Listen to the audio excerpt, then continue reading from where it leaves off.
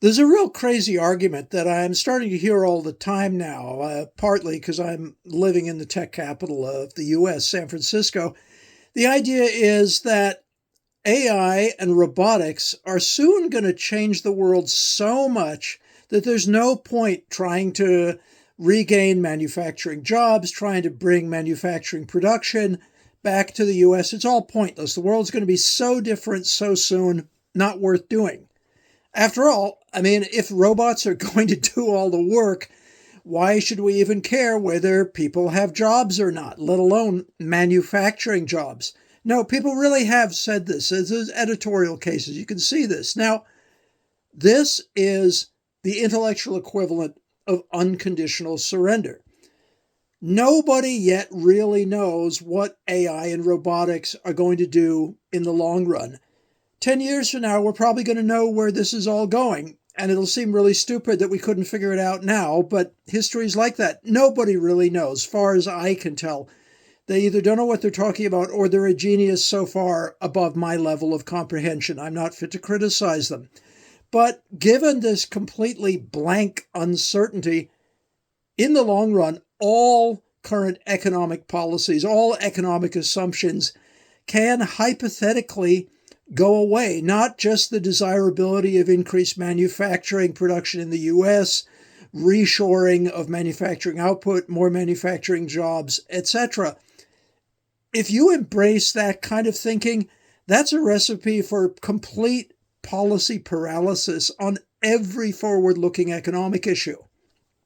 In any case, regardless of what happens, the US, before this comes about, is going to have to traverse a lengthy transition period over, say, the next 15 years. We're going to be looking at the deployment of AI and robotics into an environment, to a world whose conditions are largely similar to those of today. I mean, the future's not going to arrive instantly. So current arguments about the value of manufacturing jobs and production still apply right now, and they will apply for several years to come. Now, the real kicker is that even if the most radical predictions are true, right now, the US is not well positioned for this future. We think we are, we're not. The US is actually pretty weak in industrial robotics, that is, robotics used for actually producing goods. We have 6 of the world's 10 leading academic programs in robotics, but not one of the world's 10 largest industrial robotics companies is owned and based in the United States.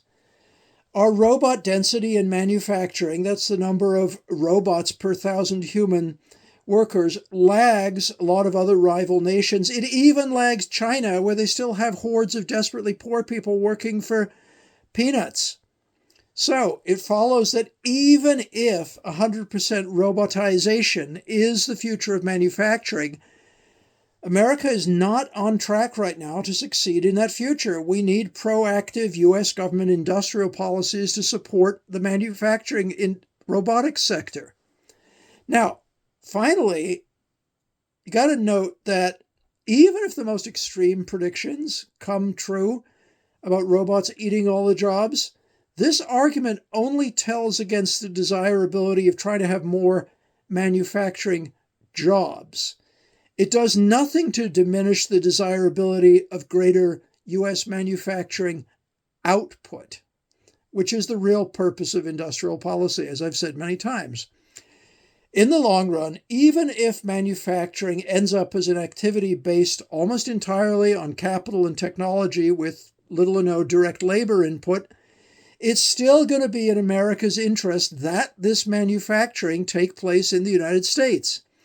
If it does, then we own the output. The distribution of the output will be up to us. It'll be settled by our political system according to our values. If the production is overseas, we're just going to have to accept what other foreign nations are prepared to give us. And that's not going to be a winning move for us.